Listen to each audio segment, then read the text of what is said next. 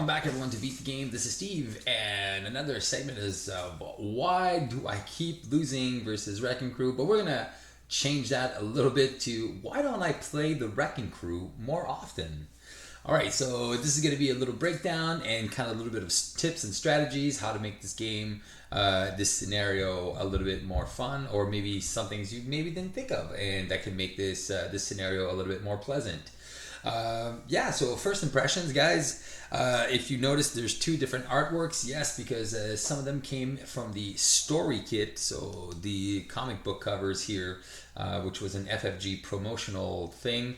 You could probably find it on the secondary market. I was lucky enough to get a bunch of them. I sent those out a while back to a bunch of different people in the community for the contests, and I think everyone was pretty happy with that.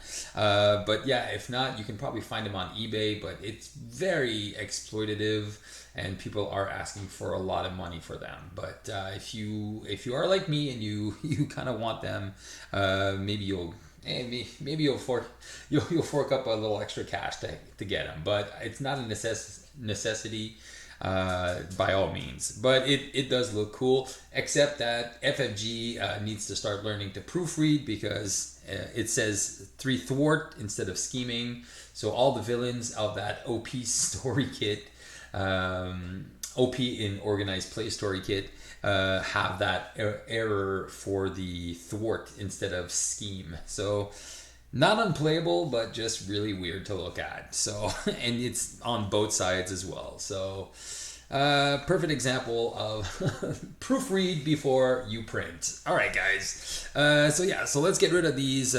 We'll keep the promo cards because they won't have the same glare here. All right. So, what do I like about the scenario? Why do I enjoy this scenario? Or why do people don't enjoy it? What is the biggest critique of the scenario? Well, what I enjoy about the scenario personally is it's a slugfest. I don't have to worry about shadows of the past, because if you know me and you've seen some of my games with my curse of seeing shadows of the past every time. There's also no obligations. So no obligations in this deck, and no advanced scenario sides. So this is basically just a brawl. It's a slugfest between your hero, or the 4 heroes, or up to 4 heroes, versus this collection of bad guys. So they do have a lot of hit points between all 4 of them, and so in a solo play, it's still a lot of hit points. On the A side, it's 14 for Wrecker, 13 for Thunderball, 12 for Bulldozer, and 11 for Pyle Driver. So 11, 12, 13, and 14. So that's 20. I'm not going to do the math, but it's about 50 hit points for one boss. So it's basically, a double. It's Ultron. It's trying to beat Ultron on double side. So 27 and 27. It's about 50 something. I'm not doing the math. And then, or if you want to beat him on the B side, which is the expert side, where it's 18, 16, 15, and 14. So that's 30, 45. Yeah, that's again like 60 something hit points. So if you multiply that by the number of players, it starts becoming a little bit of it gets up there in the number of hit points. Now, is it doable? Of course it's doable. Now, some of the complaints about it is because it's non-modular. Obviously, you can do whatever you want. You can add whatever you want to it. But to keep the flavor of the scenario, you should not include anything else, because then you're just diluting their deck, and they won't be able to do as much. But again, you are free to do whatever you want. It's your game. No one's gonna judge you. No one's gonna knock on your door and be like, "Hey, you're playing that wrong." For me, what I do like about this is it comes at you from a lot of different angles. Okay, so Wrecker deals like AoE damage. Same for Thunderball. He wrecks the ally strategy. A Bulldozer just comes at you with overkill nonstop. So you can't block with your allies. And then Pyle Driver just takes away all your stuff. So every time he schemes out, he just takes away one of your highest cost upgrades and supports. So if you're playing a lot of Avengers Mansions, Helicarriers, Queen Carriers, and stuff like that, well, you're losing that stuff consistently. So that's what I like. Is like one of them prevents you from building up, the other one prevents you from blocking with allies, the other ones, you know, eliminate, like deal damage to all of your stuff, and the other one hurts you if you're not blocking. So very, very, very cool. I like that their mechanic. What I also like is that they're also very unpredictable. So you can start off like Wrecker's attacking you, and you're getting ready for that, and then there's a boost icon, and it switches to the next person in line, the one with the least threat, and then oh no, then he's attacking me or activating against me, and I wasn't expecting that, and that can just wreck my day, and then they can just kind of throw the ball at each other, and then there's like wow, all of a sudden you're getting attacked 3 times in the same turn, and you're just like well I'm dead. All right, these guys just ganged up on me, which is very, very cool. I like that fact. I think what a lot of people don't like is because they're very easy controllable. So, you know, oh, well, it's very easy to control which villain activates and stuff like that. And it's very easy to play. And I'll agree, in solo, it's a little bit easier to kind of determine. But if you want to play a game in solo, just avoid stun and confuse. Avoid stunning and confusing and just play a game against them without trying to control them. Now, this becomes a lot more fun and more interesting because then you're not like, oh, shoot, okay, what can I do here? What can I do there? And just try to avoid those cards in your deck and try to build differently for this scenario, okay? And so that is one of the big points that you can have fun with is if you have a deck idea, you can always try this against these guys because, well, is it going to work? They're coming at you strong, you know, so this is going to be fun for most players to try a deck out on. Okay, you don't have to worry about the advances and the side schemes and the you know, the shadows of the past and all that crap. You just concentrate, build your deck, and try it out against these guys and just, you know, see if you're going to survive. So that for me is very, very cool. All right, that being said, all right, so again, so people like it, some people don't like it. Me, I think it's fun. I enjoy it. Okay. Now, the also thing is another reason why people I think don't really enjoy this one is just because it's like you're not ever worried about the scheme going up. Now, that can be true in a solo player game. It's a lot easier to manage. One thing though, if you are playing in a 3 or 4 player game, this becomes way, way more or less easy to control because if you're playing in a 4-player game, chances are you will be getting, every time one of their decks of 15 cards runs out, you put an acceleration on the main scheme. So at first, you know, you're going 1 a turn, well, whatever. But when you're in a 4-player game, their decks are running out almost every other turn. So if it's the same villain attacking you, he's going through his deck every other turn. Okay, because think about it. He's attacking everyone, so that's 4 cards to attack, and then 4 encounter cards, so that's 8. And then the next turn, well, every second turn, there's a deck that runs out. So there you go. So you can kind of manage that. And one of the things too is that scheme only goes up by 1, even if you are 4 players. So that's why it's very easy to control. And I think people are like, well, yeah, but it's not meant to be scheme heavy. It's meant to be brawl heavy. So that's for me why I like this scenario. Okay. Because I think I wasn't just too big of a fan of the justice aspect, because I was like, it's super control-y, but against this, you know, you don't really need justice, except for Jessica Jones, because they each have their own side scheme, so she kind of schemes for 5, so towards for 5, I mean, which is pretty cool. But yeah, aside from that, if you're in a 4-player game, again, you'll notice that it comes at you a lot faster, but because they have so much health, it becomes a lot more challenging, and this goes up pretty quickly because once you have 6-7 accelerations on this thing, you're like, oh, okay, guys, I think we have to keep an eye on the threat, or we gotta really punch these guys really fast. So there you go. So that is for that. So now let's take a look at some of the unique features of these guys. So each have their own level of play. If you want to do an expert game, you can play on the B side. If you just want a normal side, you just play on the A side, and you only have to defeat the A side. If you want to do a super expert, you can defeat them on the A side and then flip him over and then defeat them on the B side, which makes it a little bit longer. Or if you want to do super duper expert, you can defeat them twice on the B side. So that makes it like a little bit more challenging. Again, it's going to extend your game, maybe unnecessarily, but I think just doing the B-side on expert is still pretty fun, or even heroic. Like if you want to try yourself at a heroic challenge, heroic is gonna be it's gonna be a mess. It's gonna be a lot more challenging than you expect. So I would definitely recommend, if you're gonna try your first game against these guys, if you want to try your first play at heroic, these guys are a tough cookie to crack. All right, so let's look at our first guy. So we have Wrecker here. Now Wrecker has a special ability. They both have these little asterisks here. So he says when he would scheme, and that's true for all of them. When they scheme, they do not scheme on the main scheme. They do scheme on their side schemes. And his side scheme is called Day of Reckoning. And this card can't leave play until he dies. All right, so let's do a little bit of strategy here. Hard Hitter is a force response. After threat is placed here, if there's 10 or more, he will deal 2 damage to each friendly character in play, and then this will go back down to 3 threat. Now, one of the things here that's pretty crazy is, yeah, if it does go up to 10, it deals 2 damage whether you're an alter ego, whether or not. So that's very dangerous. So because these guys hit so hard, you always want to keep those hit points at a decent level. So don't be afraid to put these endurances and downtimes in your deck when you're facing these guys. You will need it. All right, now also Wrecker has a force response, or a star. It says while Wrecker is attacking, he gets +2 attack if that attack is undefended. So if you are not defending, he's going to be starting attacking you for 4 or 5 plus a boost.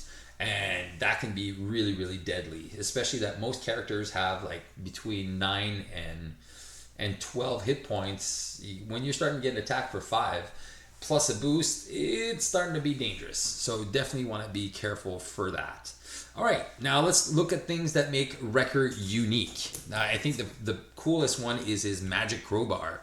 Well, that is an attachment and it's a weapon. And then after he attacks, there's another star trigger. It says place a threat on the side scheme with the least threat. And you can always get rid of that pretty easy by discarding a random card from your hand to discard this card. But if you do not have any cards in hand, you cannot just exhaust your hero. Okay, you absolutely have to discard a card from your hand to discard this card. All right, very important. It's very cool. Now the other card that's pretty unique for him is Wrecker's Command, which will give him not only a +1 scheme. I keep messing up because I see the thwart here. He's gonna get a +1 scheme, and then after he schemes, he's gonna place 1 threat on each other villain's side scheme, which is gonna make these go up faster and be a little bit more dangerous because they all have negative effects once these pop to 10. So very different. And then also there's also an action to get rid of it, which is just spend 2 resources to discard this card that are physical. Now cards that make him very unique is a very cool card. It's called Your Dead Meat. One second. Definitely one of my favorite cards for him, the Your Dead Meat. It's a treachery that says when revealed, you deal 1 damage to the hero or ally that has the fewest remaining hit points. And if that character is defeated this way, you place 3 threat on Wrecker's side scheme. And we all know what Wrecker's side scheme does. So it deals 1 damage, kills that dude, puts 3 here, and maybe it's going to pop off and deal 2 damage to everything else. And that can just wreck your day. So this Dead Meat for me is one of my favorite cards in his kit because it can just out of nowhere surprise you. So if you know you're thinking about chump blocking with allies, or you keep those allies kind of low, it can just snap, you're out, and just can take you out from nowhere. So very cool card. The other one I really like as well is the Crowbar Toss. Crowbar Toss, it says if you're an alter ego, he is going to scheme, and then this is where the buddy system comes in, and then you're going to move the active villain to the side scheme with the least threat. But if he is in hero form, he is going to attack you, and then he's going to do the same thing. He's going to move the active counter to the villain whose side scheme has the least threat. So these are pretty fun because then again, these are ways of these characters to kind of pass the buck. So to limit what kind of control the player has. And this happens a lot, especially at a higher player count. You're just like, okay, well, he can't, if he attacks me, we're done. I'm losing all my allies. But if he attacks me, I can block and we're safe. And so this is why it becomes like it becomes a really cool battle feeling that I really, really enjoy. And I think the last one, which is terrible, this is my least favorite card for him. It is the Mystical Link. There's 2 copies of that card, and it's placed 2 threat on each side scheme. So again, so if you're not dealing with these side scheme or keeping them at a manageable level, they can basically all pop off in one shot. And this one's terrible because, again, that 2 damage to everything, it can just surprise KO you out of nowhere. And then we're just going to go through a few cards here. These are mostly, and we're not going to go over everyone's cards, but there's a bunch of cards here that are unique, but to every character. So they each have the same thing. So the first one is Chaos in the Prison. So Thunderball, Wrecker, and Bulldozer have this one, and it basically says choose to either discard an upgrade you control or place 1 threat on the active villain's side scheme for each upgrade you control. And if you do not have any upgrades, well, it's going to gain Surge. There's also a boost, and if your attack is undefended, you're going to discard an upgrade regardless. So that's pretty crazy. The fun thing is you can actually choose. So if the side scheme that the active villain is on is not that bad, and if you only have like 2 or 3 and you don't really want to lose one, you can choose, which I like. Okay, I'll keep mine and I'll just deal with whatever the consequences or remove threat on the next turn. So that I think is pretty fun. And then the other one is I've been waiting for this. Now, Wrecker, Thunderball, and Pyle Driver have this. Now, this is a cool one too. It says, when revealed, the active villain heals 3 hit points and give him a tough status card. So he obviously heals for 3. Now, there is a weird one. There's an errata here for this. If you haven't seen the rules updates, it says this one is the Pyle Driver one says the active villain gains. He does not gain. He heals 3 points. So at first, I thought I was like, okay, well, he's going up to 21. He's going up to like a 17 health. No. He only heals 3 hit points. They made for some reason, again, FFG, please start proofreading your stuff and give him a tough status card. There's also a boost effect on this. It says move the active counter to the villain with the least threat on his side scheme, and that villain will scheme. And that's on all 3 of them. So again, this can be dangerous. So you're getting attack and then he schemes. So that can be really, really dangerous again for those side schemes that can pop off out of nowhere. Now these ones, they all have 1 copy of each. It's a held hostage. So again, this is attacks to the villain's side scheme, okay? And says threat cannot be removed from the attached scheme by thwarting. Now, if you have a beat cop or not under surveillance or surveillance team, those kinds of effects can remove threat from from their side schemes, but you cannot remove it by thwarting, either with your allies or by yourself. So that's very, very important. But anything else that has an effect that can remove, you're good. So that's cool. And if you want to get rid of it, you actually have to have the villain that's attached to attack you, and then you discard this card. Now, some things that, and I'm 99% sure on this, if the villain is stunned, you cannot tell him to attack you and just to discard this. No, he absolutely has to attack you, because the way it's worded, he attacks you, then remember that a stun will replace that effect. So you cannot, if he is stunned, then he is not attacking, you are removing the stun instead. So these cannot get removed by cheating it with a stun. Okay, so just a little side note rules on that. Get Wrecked, another fun card here. It says the villain whose side scheme has the most threat scheme. So it's not necessarily the villain in front of you, the active villain. It's going to be the villain with the least, who has the most threat on his scheme is going to scheme, or the villain whose side scheme has the least threat will attack. So again, either the top or the bottom, whoever has the most or the least is going to do something depending on what side of hero you are on, which I really, really like. Again, they're passing the buck between them. Oh man, one of my favorite ones here is Buddy System. I love this card. All right. Buddy System is when revealed, choose the villain whose side scheme has the least threat, and then you will reveal the top card of his deck. So if you're doing really well, you'll just reveal a card from one of the other hero villains' decks. But if it's the last one, you're revealing the top 2 cards instead. So that can be dangerous, especially if it's a close game. That can just kind of wreck you. Get it? And then there's actually a nice little boost on this. It says move the active counter to the villain whose side scheme has the least threat. So again, another star icon. There's a lot of these little star that moves the active counter to all of the other characters, which for me is super fun. All right, so they kind of really throw a curve in your wrench. Now the last one is the minions. They each have an escape convict. Okay, it is a 1/1 minion with 2 health with surge. So obviously when they come in, it's going to surge into something else. But the worst part is their boost card. It says if the escape convict comes out as a boost, you move the active counter to the villain whose side scheme has the least threat. And if you're in hero form, that villain will attack you, but without a boost card. So if you're unlucky and the one who has the least threat is Wrecker, well, he's not getting a boost card, but if you're not defending, he's still getting that +2 attack. So again, super fun and dangerous card here as a boost. So escape convicts. And then the last one is the minions. They each have a corrupt prison guard that oversees them. Now, a little bit of a rules here. If you have one in front of you and you have not taken care of it, you cannot attack. You cannot attack the villain or any of the other villains. Okay, so these prison guards, they do protect the player who has that in front of them from attacking any of the other villains. All right, so that's very important to know. Not only because you are free to attack whichever. You don't always have to attack the active villain. You can just attack whoever you want. But with these prison guards, you can't.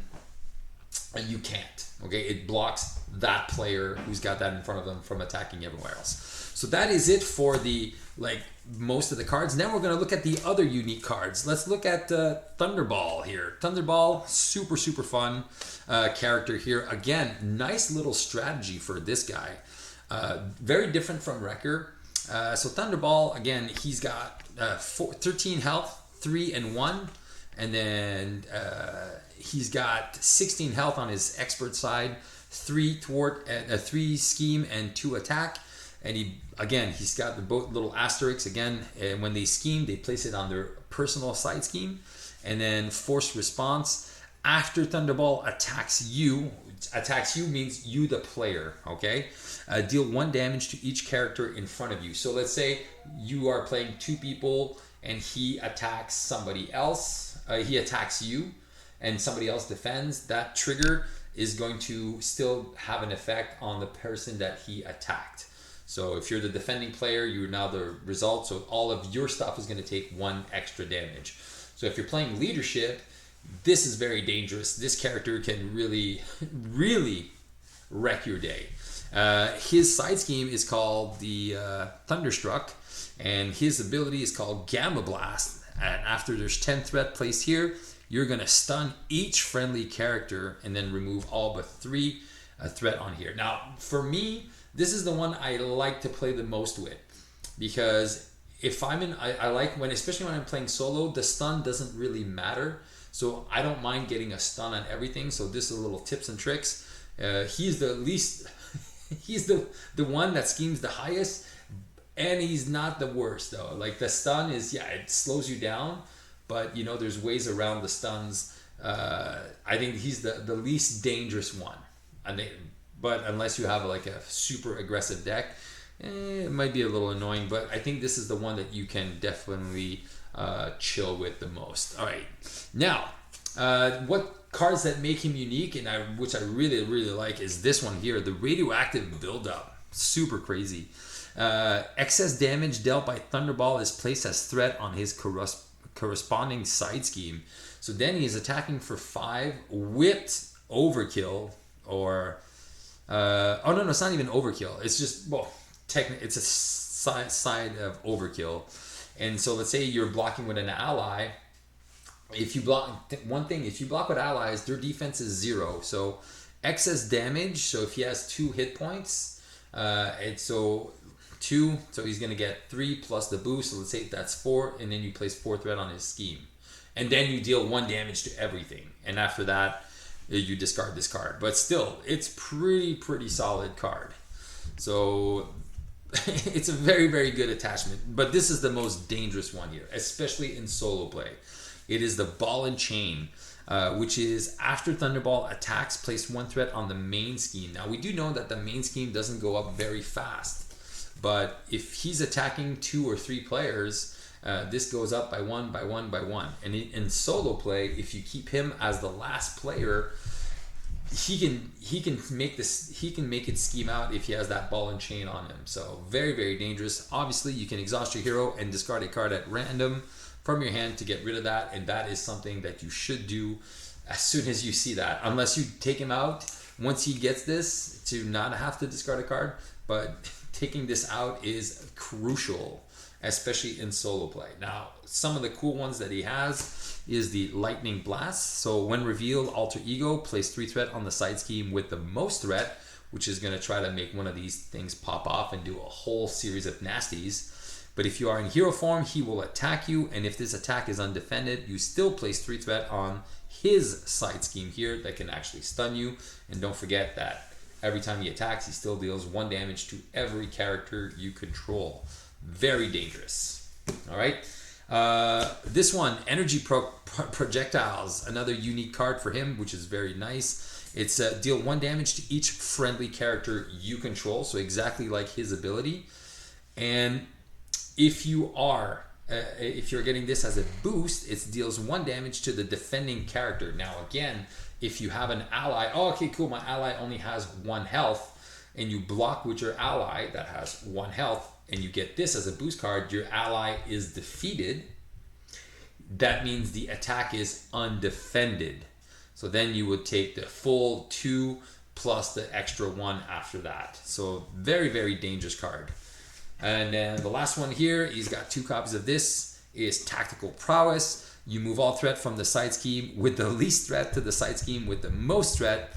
But if that forced response was not triggered, that card will gain Surge. So again, really trying to pop off their ultimates here when they reach to 10. And again, it could be a stun, it could be 2 damage, it could be the other bad cards that we're going to see in just a second. So I think Thunderball, very dangerous character, especially if you're going with a leadership build. He's the guy you want to take out first. Or Wrecker. I think Wrecker and him are some of the 2 most dangerous ones there. All right, now let's talk about Mr. Bulldozer. All right, Bulldozer, again, very cool character, and he's the overkill trample guy. All right, so he's got 12 health on his A side. He's got one scheme. Obviously, he's not very smart, and 3 attack. He's got some muscle. And he's also got the force responses. On both sides, it's the same. So on his B side, it's 15 per player, 2 thwart, and 2 scheme, and 3 attacks. Stupid thwart. And then both of them has this. Is when he schemes, he places it on his side scheme, which is called Clear the Road. And when Bulldozer attacks, his attacks gain overkill. So again, you do not block with allies against this guy. His side scheme called Clear the Road is he cannot remove, it cannot go out of play. His big activation is called Charge Force Response. So after threat is placed here, if there's 10 or more threat, each player discards the top 10 cards of their deck and then remove all but 3. So what's annoying about this is if you're trying to build up some stuff, you're just losing 10 cards and then maybe getting extra encounter cards because you decked out. So this guy is decking you out and damaging you as well. So he is definitely a pain in the butt. All right, now cards that make him unique is pretty fun. Again, his strategy is basically overkill. So he's going to defeat any ally strategy you have. If you're just trying to chump block with allies, this guy is going to wreck you. All right, so one of the coolest one is his helmet. It says here, attached to Bulldozer. It gives him +1 attack. So now he's got an attack of 4. And after Bulldozer attacks you, okay, discard 1 card from the top of your deck for each point of damage dealt by this attack. Now again, the U is the character, the player, okay? So if you are defending with an ally, for each point of damage, so even if you are defending, let's say with a Hulk, and Hulk took 5 damage, okay? Hulk, you will still, even though he didn't deal damage to you personally, he will still deal make you discard 5 cards from the top of your deck, which is super annoying. And then exhaust your hero and discard a card at random from your hand to get rid of that. So all their attachments, as you can see, it's pretty similar to just get rid of some of these things pretty fast. All right. But again, super fun and thematic. Love it. Bulldozer's helmet. Now, he's got 2 attachments called ramming speed. Now, this is dangerous. All right, especially if he gets both of them plus his helmet, he gets a plus. He could be up to +5 attack. That's craziness. All right, you attach to Bulldozer, force interrupt. When Bulldozer attacks you, which is whatever the player attacks the player, you must defend that attack with an ally you control if able. So if you have an ally, you don't have a choice. So that means that you're taking the hit. So even if, and his attacks all have overkill. So even if your ally has 1 health, so you cannot keep an ally or else you will lose your ally and you will take a ton of damage because he's got that +2 attack. So that means he's attacking for a minimum of 5 unless you got him on the A side, which is going to be, no, still 5. Yeah, he's still attacking for strong. He's still an attack a minimum of 5, which is crazy. Plus the boost. So that can really, really destroy your character, and obviously you're losing an ally too. So very, very dangerous card. Ramming speed. Love this for Bulldozer. Very, very cool.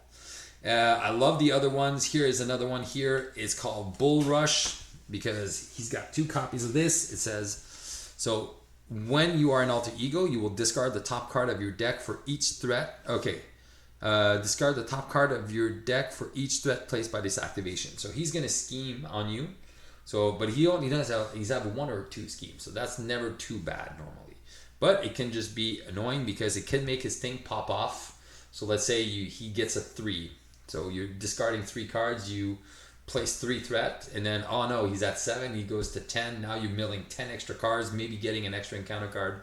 So you can see the cycle here that can just kind of go into a loop. That's super, super frustrating. And if you're in a hero form, well, he's going to attack you and you're going to discard the top card of your deck for each damage dealt by this attack. Now, a little something here, if he still has the helmet, and it's each damage dealt by this attack, eh? And this for each point of damage dealt by this attack. So this is going to double up. So let's say he's attacking for 5. And you know you can't block it, so you're taking 5, so you're basically discarding 10 cards here. So that is pretty insane-o. All right. So again, I love that the side schemes kind of reflect what the characters do. Headbutt is another cool one. It's discard a card at random from your hand, and if you are in hero form, you'll take damage to its printed cost, and if you're an alter ego, you'll place threat on his side scheme equal to that printed cost. So you're kind of hoping to get like your, I hope I have a 0, but if you have a 4, it can hurt. So more damage.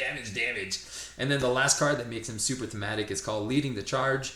Then you're gonna, when revealed, discard the top X cards of your deck, where X is Bulldozer's attack, and then place 1 threat on Bulldozer's side scheme for each different card type discarded by this way. So remember, card types are resource, ally, support,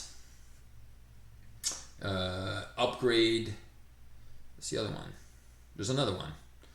Ally, resource, support, upgrade. I'm forgetting one. Whatever. I'm forgetting one. Oh, event. There you go. So there you go. So those are the 5 type of cards. So you can go up to 5. So very, very dangerous. But super, again, another great villain that has a very cool, unique feel to it and comes at you with a different way. So if you're one that's building like a deck that has a lot of little combo pieces, or you're looking for specific cards to make your deck work, well, Bulldozer is going to kind of negate that effect. All right, and then we're going to move on to the last guy in this, which is Mr. Pyle Driver, which by all means, I think is the most annoying one. All right, on his A side, he only has 11 health if you're playing in solo, 11 per player. So he doesn't have that much. Even a 4-player game, he only has 44 health. But he does have the retaliate keyword.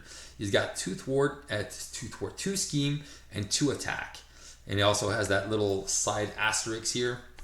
But he only has it for the scheme, which again, it goes on his side scheme instead of on the main scheme. On his B side, he's got 14 health per player.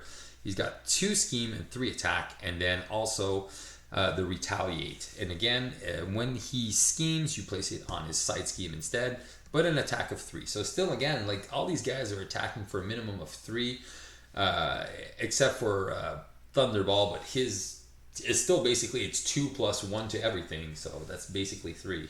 So it's pretty strong all across the board, all these villains. His side scheme is the most annoying one because it's a Pyle Drive, and it says force response after threat is placed here. It's got 10 or more. Each player discards the upgrade or support with the highest costs, and then you remove all but 3. So if you are somebody that is looking to build and you're putting an Avengers Mansion, Quinn Carriers, Helicarriers, and you're like, oh man, I've got resource heavy, and you let this guy scheme out, well, you are losing those top cards from your deck. So that is, again, a very annoying mechanic that just drains and gets rid of all your stuff, which is pretty crazy. Now, he is kind of like the bodyguard, so he's kind of thematically the one that is always going to want to be dealt with first because people don't like losing their stuff, and he's going to keep making you lose it. All right, so he's got 2 cards of Distracting Taunts. Now, this is going to be an attachment that makes him unique, that gives him plus 3 hit points. And yes, he does get that plus 3 hit points, and players cannot attack other villains. So that is very annoying. So he needs to be taking all the attacks, and with that retaliate, it means he's still going to deal some damage while taking these attacks. And then there's a response. After your hero attacks Pyle Driver, you could always spend 2 physicals to discard this card. So you attack him, you discard 2, he loses the plus 3 hit points, and you can start attacking other people. So this is really fun for him. Now, one of the unique cards of his kit is pretty fun here. It's called Oversized Hands. He's got 2 copies of this. And this, again, is a treachery, but it also has a really nasty boost. It says, discard the support you control with the highest cost. And if no support was discarded, place 2 threat on the place 2 threat on Pyle Driver's side scheme. And then if you get it as a boost, it's just discard a support. You don't have a choice. Discard a support. Oh, man.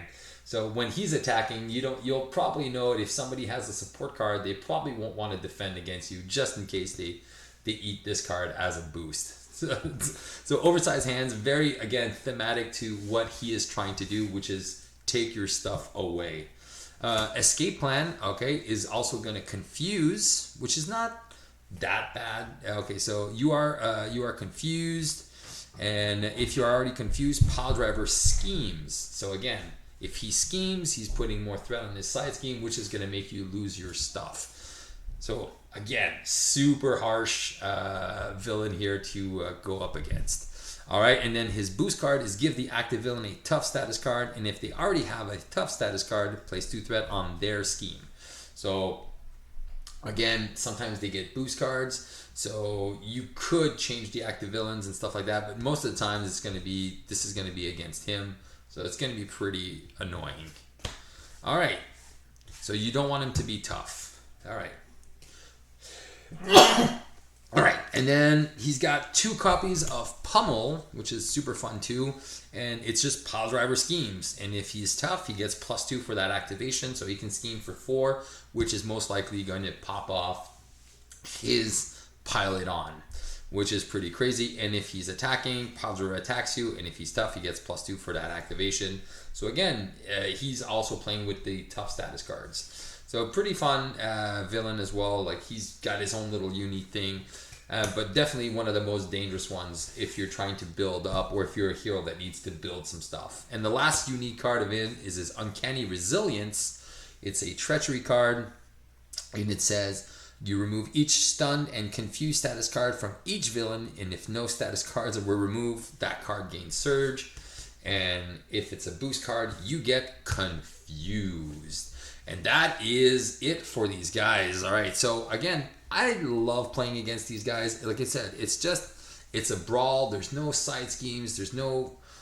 It's very straightforward, and I think that's why people maybe don't enjoy it as much, because it's just basically a fight. and you know, you can't really adjust the difficulty. But again, I think you can do something with this to make it more interesting for you. And again, however you want to play it. I think playing on the A side and B side is pretty interesting. I actually been enjoying playing the double B side, and even on a couple of occasions, B side 4 times. So just give him quadruple health. But I did that with just one special deck there for a theme. But again, or play these guys on heroic.